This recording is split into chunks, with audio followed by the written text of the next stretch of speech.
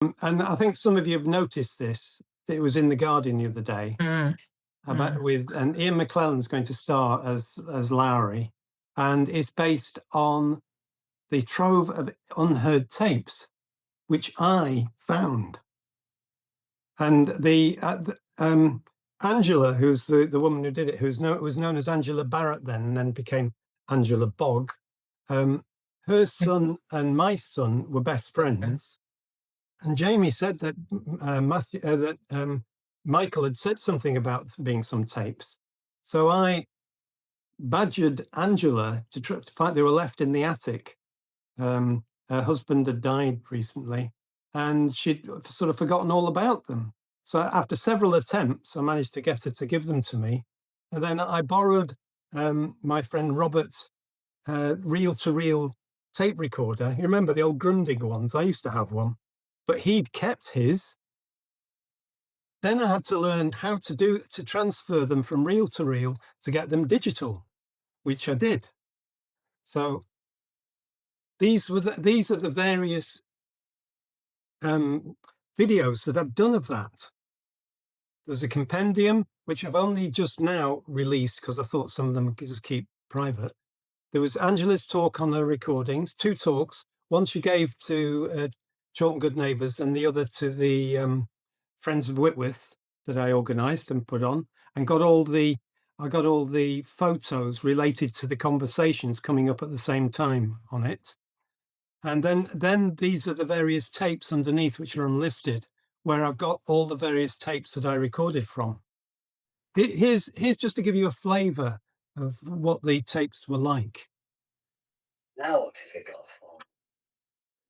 Have you got all of these questions? Go on. Can you tell me about when you sold your first painting? Yeah, I sold it at exhibition in Manchester, 1921. Pastel. What on top? You want to see the picture? Would you like to see the picture? Yeah. Will I do you good to see the picture? Yeah. It's a sample art gallery called Rodriguez. Oh no, it's at Lee now, in an exhibition at Lee. No, it's a fight, isn't it? It's a fight outside. I'm trying on a hat. I'm not putting a hat over somebody else's head, isn't it? Yeah, yeah. I like it. You like that one? Yeah. I saw it, didn't I? You saw it? Yeah. In Salford? No, where was it? Angel Meadow. Long since gone. Long, near the cathedral, but long since gone. It's called Angel Meadow. Angel Meadow. Sounds very beautiful. It was beautiful. Goings on in Angel Meadow. Really? Yeah.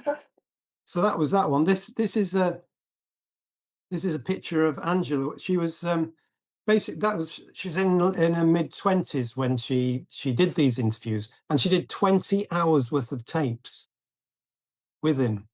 Now, how did that happen? Well, she was she got a job at the university. She'd been to university in Leeds, I think, and then got a job at Salford University, and they had quite a few of his drawings, and she was quite keen on it. And she thought maybe she should do a master's. She was doing a master's, and she thought maybe that'd be good for an article or for a book.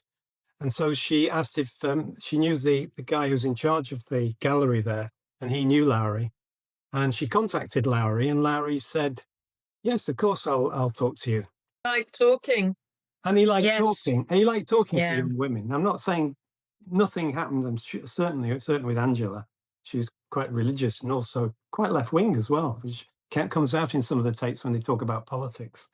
Borrowed a recorder from somebody and went regularly to meet him over several years, in fact, until a few months before he died. At one time, he offered, take your choice of any of the pictures, and she felt she was too guilty. It felt too guilty to do that. It felt like it was wrong. But then, so she didn't. But then later on, he gave her this drawing.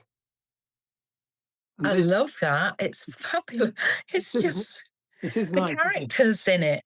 But I'd got the tapes. I'd done these presentations, and I'll just show you one of them, what they were like, which I think went brilliantly. And in it, Angela acknowledges the fact that without my pestering her, they would never have seen the light of day. A few years ago, a friend, Bernard, who's here today, found out about the tapes and arranged for them to be digitalised.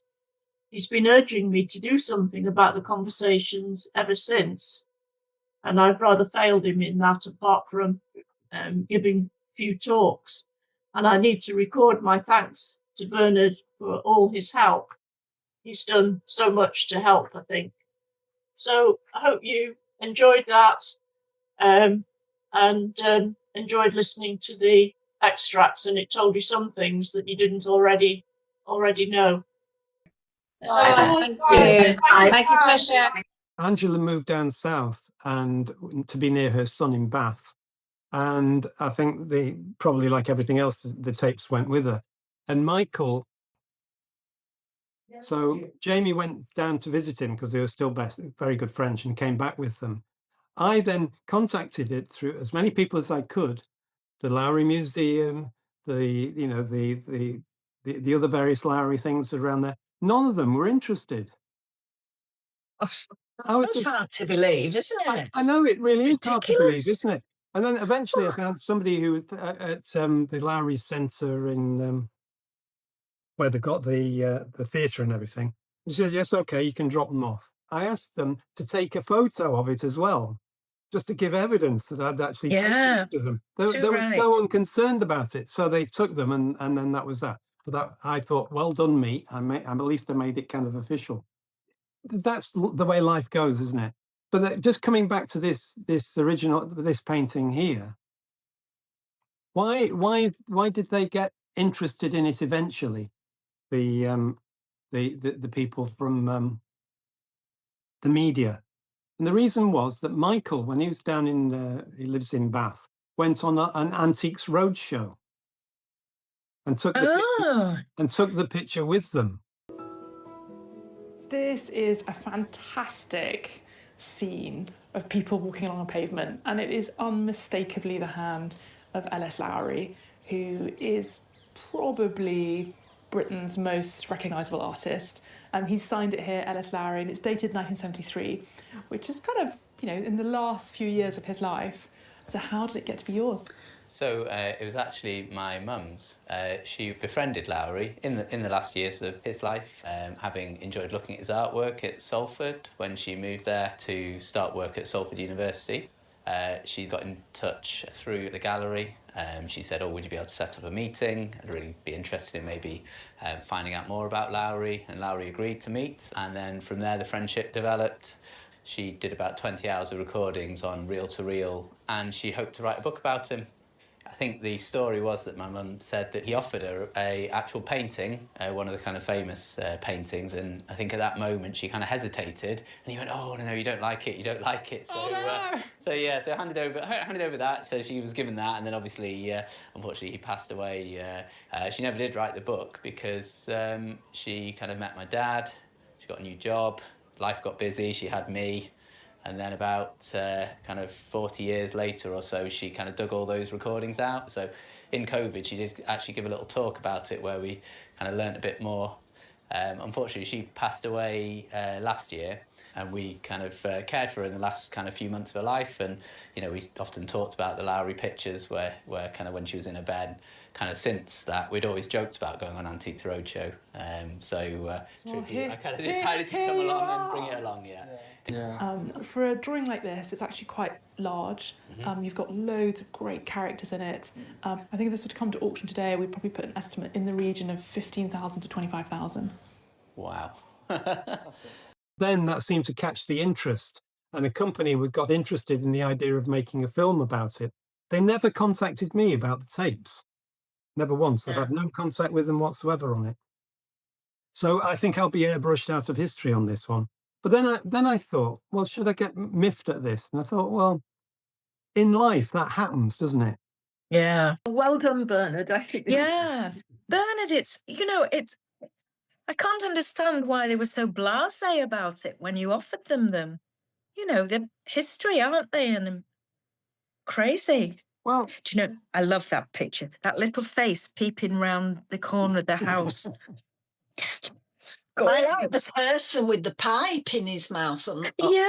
Can you see that at the very end? Yeah. And thank you, Helen, for inviting me to do this. No, that was only with Chalk and Good Neighbours that we did that.